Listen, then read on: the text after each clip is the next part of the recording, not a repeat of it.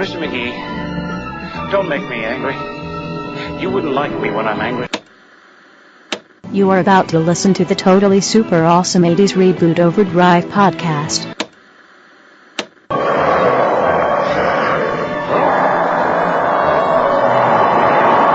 This podcast is our fan tribute to the Incredible Hulk TV show. Be advised that has been exposed to radiation and we caution to listen at your own risk. You have now entered GammaCast.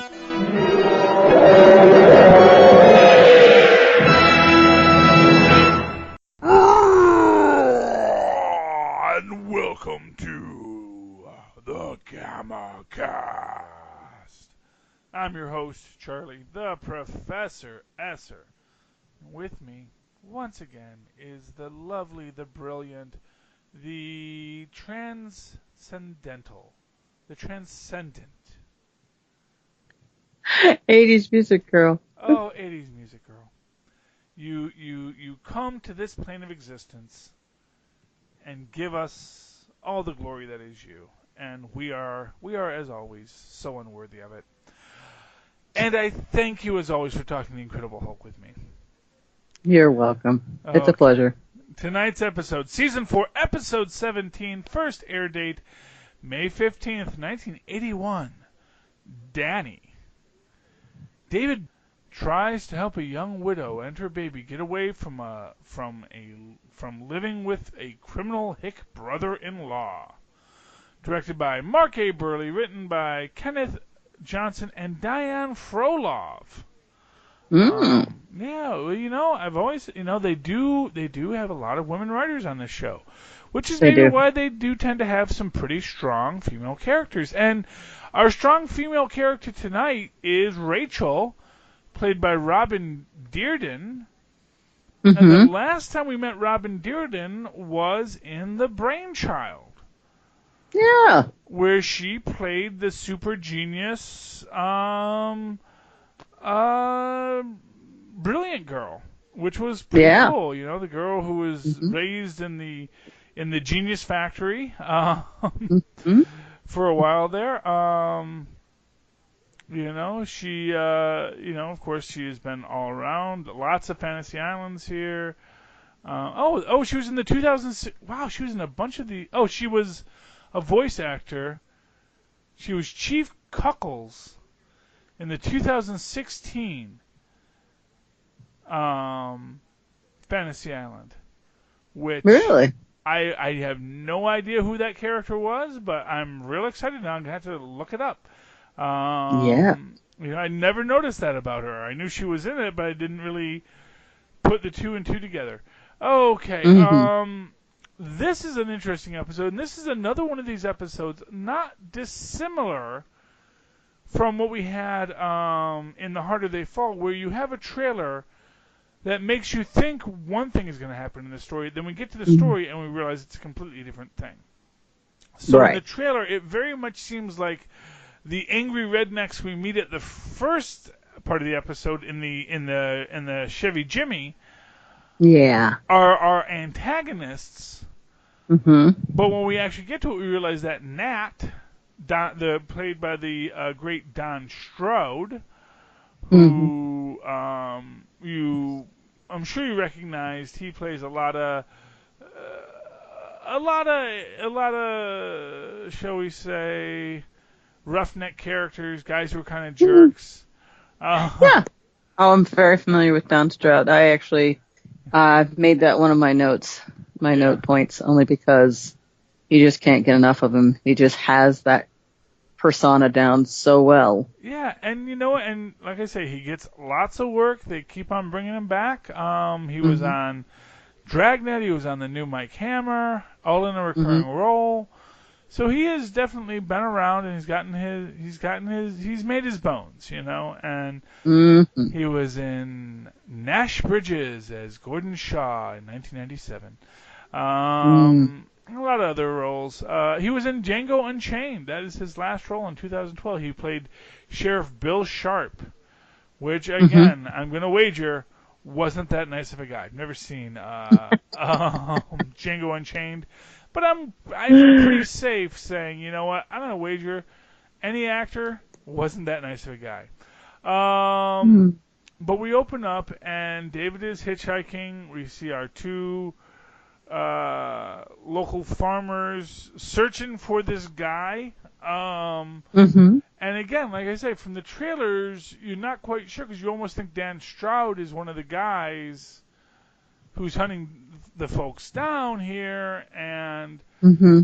you're not quite sure what the thing is from the trailer, but here we actually get it played out, and we see that this guy Ben is being chased by these guys, and David, he's got his thumb out, and they stop for him, but not to give him a ride, to ask him if he's seen anyone. And David very clearly sees Ben, but he says nope, didn't see anyone. But he sees the guy there, and but rather than say, oh yeah, he's right. I see a guy right over there. Is that the guy you're looking for? David knows enough as a drifter himself to realize that the guy being chased as a drifter isn't always in the wrong. Although, interesting enough, ironically, this guy absolutely was in the wrong. Right. And I think that is what I like a lot about this episode, is that it does not pull punches about the criminality of people. No. Normally it would be, David meets the misunderstood fellow hobos with hearts of gold. In this case, not so much, But David helps Ben back to his little camp. They're welcomed in, but of course Nat immediately, doesn't trust David. Well, no. What I found interesting was that before you realize that he's really the bad guy, before you realize that Nate is the absolute bad guy of this episode, you kind of think that, it's supposed to be ironic that he says, oh yeah, townies always doubt the drifters, but then here he is doubting the drifter who just came into his neck of the woods. He's not practicing what he preaches, as they say. No. But then we realize that it's a lot deeper than that, because it's really that he does not want to get caught because they're trying to steal this farm equipment. Right. Which was very, very interesting. We see that David meets Rachel, who, despite being a lady hobo, has very well manicured eyebrows. Yeah, that's the thing I noticed. Well, just because you're a hobo lady doesn't mean you can't take the time to wax your own eyebrows, I suppose, is the moral of that story. Girl's got to keep herself looking good. Yes. And she did rock that overall, I mean... Well, it was a little baggy in certain spots, but you know what, in all fairness, it probably wasn't even hers. I mean, Well, yeah, it's probably, it's hand-me-downs. As she says, everything in her suitcase is hand-me-downs. It's fun. But I thought she cut a very lovely figure in it. And, and she has the whole maternal thing going for her because she has her baby Danny. And we find out that her husband Tim has passed on. And we don't immediately get why he passed on, although it is later implied that maybe he passed on because he was not as committed to the criminality as Nate was. Right. Because at a later point, Ben's saying, like, hey, we got to go back and get, Rachel and the baby. We can't just leave them behind. And Nat says that's kind of thinking that got Tim killed. Yeah, which is, not good. I think we can all agree, not good.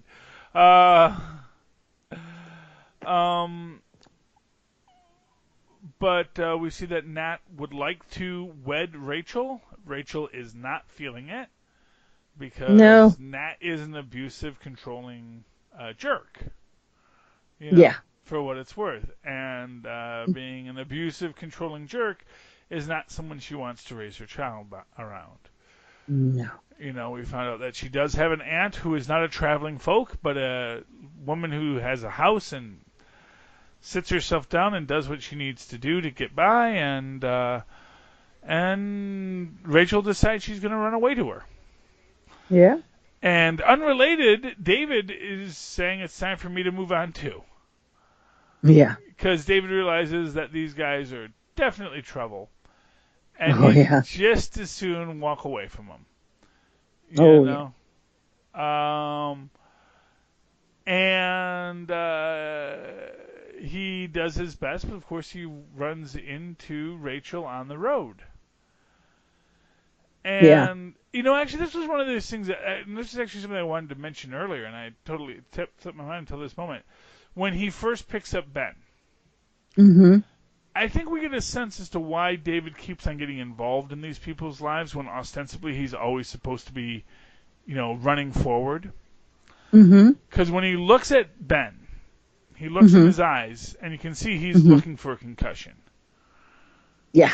And clearly, he saw something as Ben was, recovering that told him someone needs to watch this guy for at least a couple hours.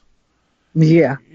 And that's what he does, And then once he's realized that, okay, I think Ben's okay, he goes to move on, but then he runs into, again, Rachel.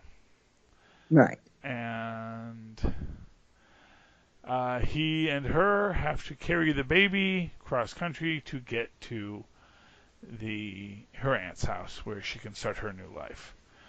Right. And they don't get very far.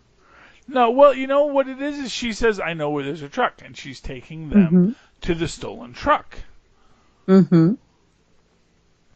Unfortunately, before they can get to the truck, Nat and Ben catch up with her. And we know that Nat is of the opinion that, I've already told you I will marry you. Why do you not want that to be who you marry?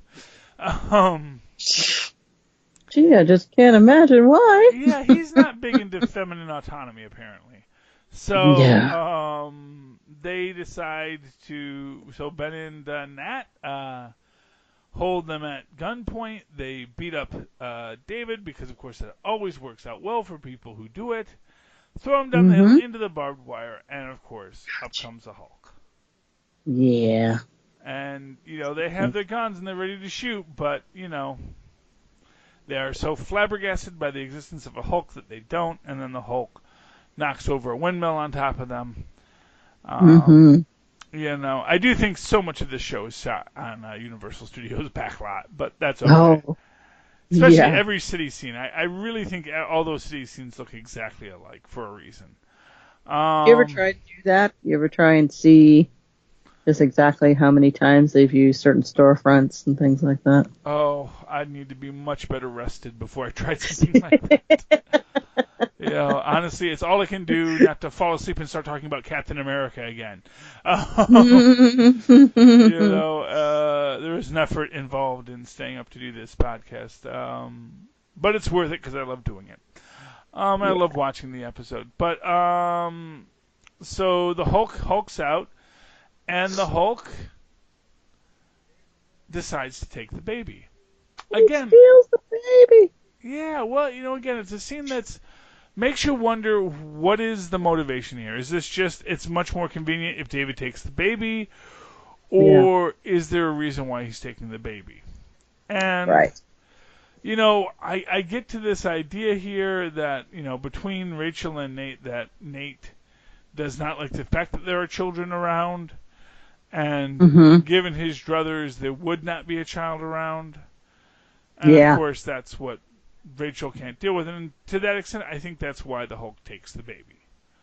Yeah. Because Hulk is looking at this situation, he knows this guy who's pulling a shotgun on him, as he's holding the baby, likely isn't a safe man to leave the baby with.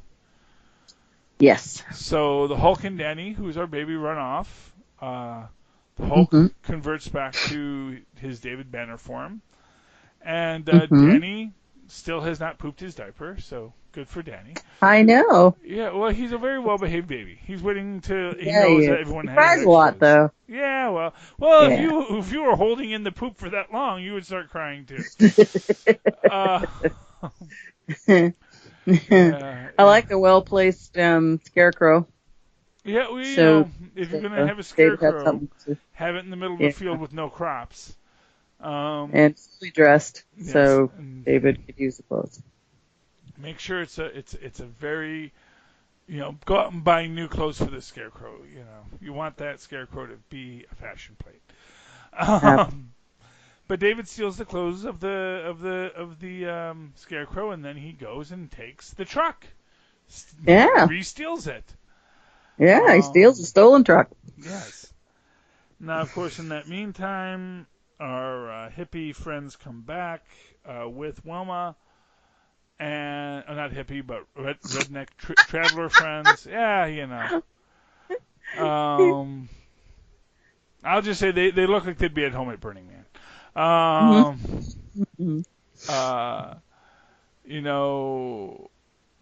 Where was I? They realize that David has stolen the truck, which Nat is like very cool. They're like, great, man. I didn't want us to steal that truck anyway. That's got serial numbers, because we see that their whole scam here is you steal the farm equipment because there's no serial numbers, which means it's very hard to catch you. Right. Because it's hard to say they have evidence that this is the one that was stolen, since it doesn't have any identifying markings. Right.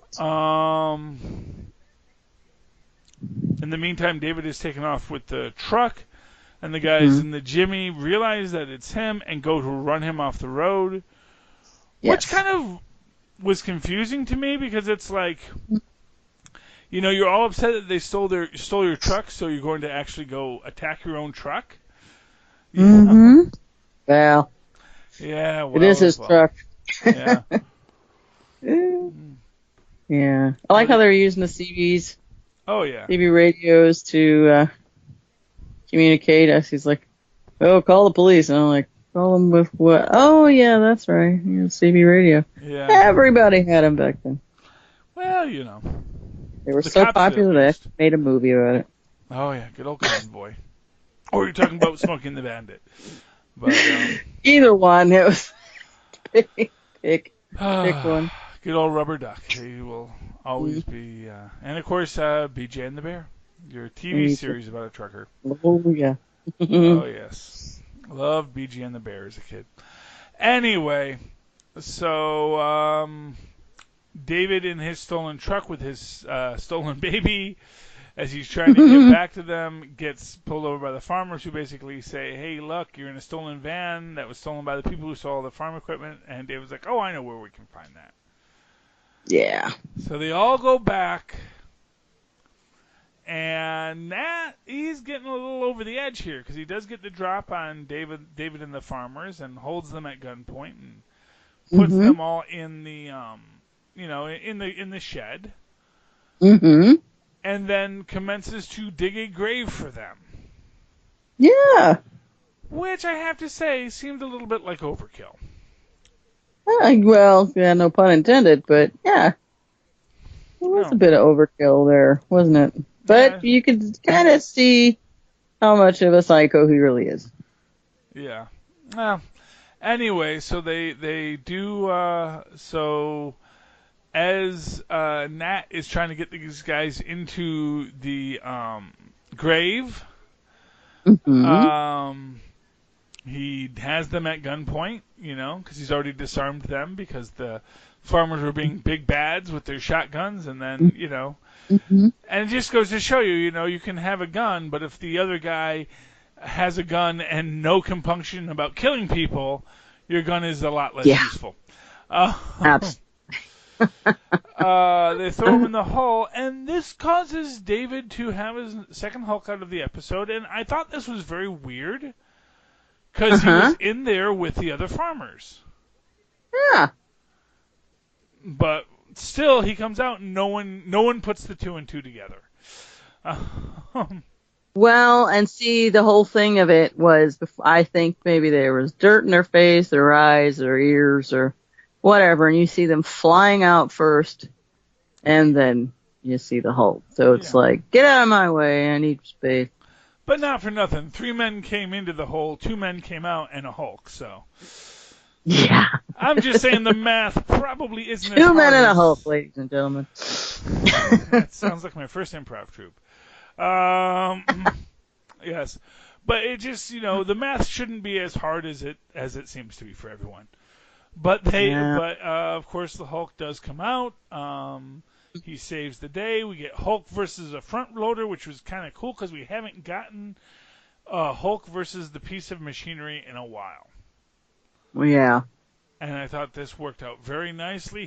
They invested in a bendable front cap for it so that you could actually see Lou Ferrigno's hands turning the steel on the shovel. Mm-hmm. So that was cool. And then Lou Ferrigno flips the tractor, and the bad guys are caught.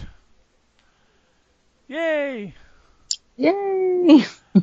Which brings us to our final coda of the episode, where we see Rachel is now in a proper lady's dress, pushing a pram with her baby in it, No longer a overall wearing hobo, but a proper lady that you could pass off at the Queen's Ball. She learned to walk and to talk like a regular lady. We find out that Ben was not as evil as Nat, so he'll get out in a few years, and Rachel's aunt says, "Sure, have him come live with you too." Which actually, it's not the weirdest thing when you think about the idea that hey, she's a single mom. Here's a guy who maybe can be on the right track, and is certainly not opposed to being with her. Absolutely. She's a single mom who used to be a hobo con artist, so her pickings are somewhat slim. But if her and Ben can get on the right track, then maybe good things can come from all of it, and that's what you always hope for. Absolutely. And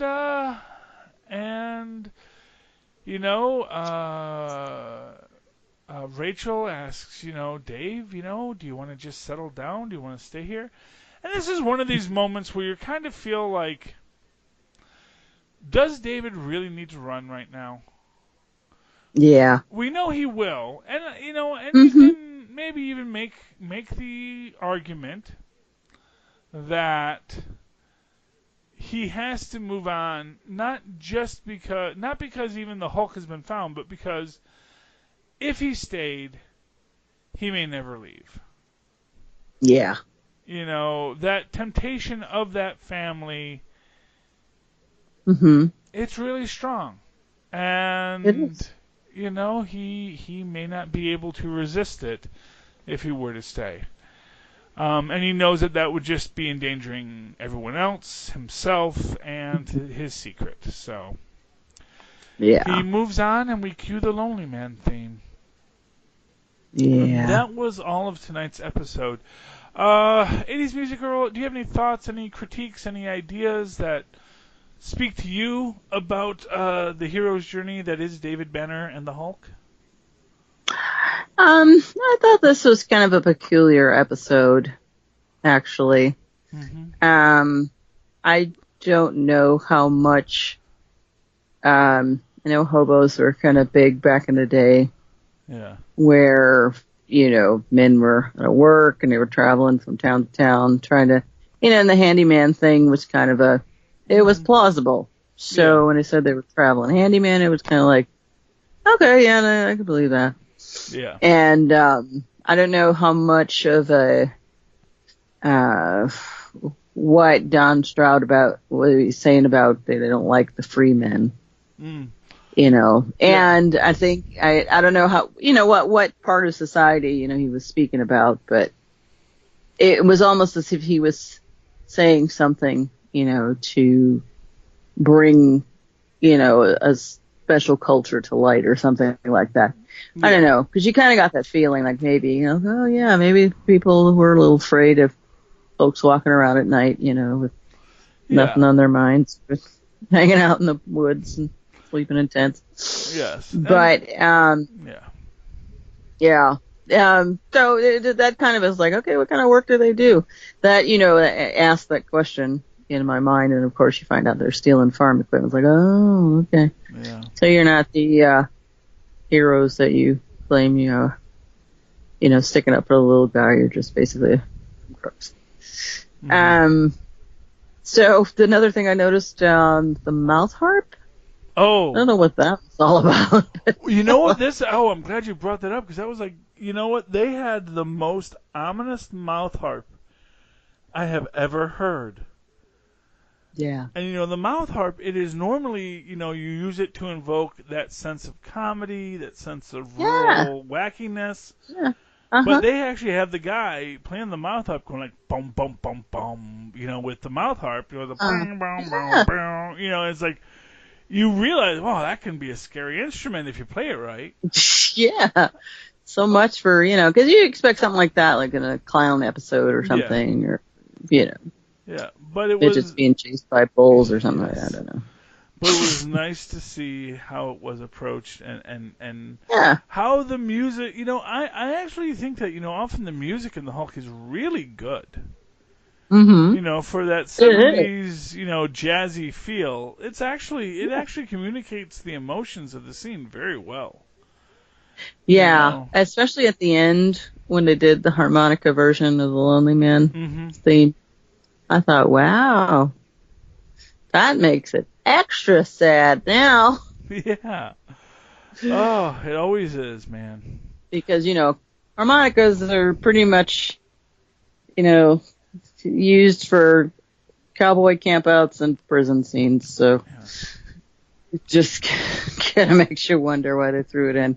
Well, but, because it invokes the idea of the Freeman's life.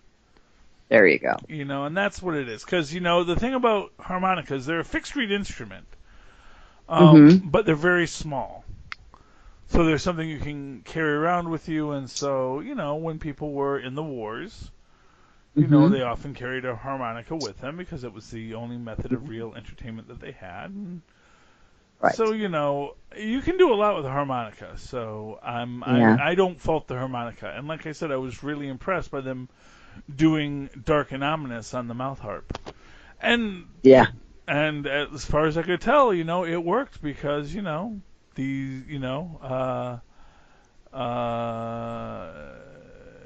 these characters seemed very much in danger. Yeah, when the music turned scary. So so that's a positive. Okay. Yeah. 80s Music Girl. If people would like to reach out to you and talk to you about the 80s, about music, or about all the things incredible about the Hulk, how can they reach you? I'm at 80s Music Girl on Twitter, and 80s Music Girl on Instagram, and 80s Music Girl on Facebook. Okay. And, of course, if you'd ever like to write to me in that old-fashioned email way, you can do so at superconnectivityblog@gmail.com. That's superconnectivityblog, all one word, at facebook.com. And, of course, you can follow me on the Twitters as I live tweet something at some point. At Charlie Esser, that's CharlieEsser. Look for the two E's in the middle for quality. Thank you, ladies and gentlemen, for hulking out with us once again here on the GammaCast. Tune in next week when we will hulk out once more.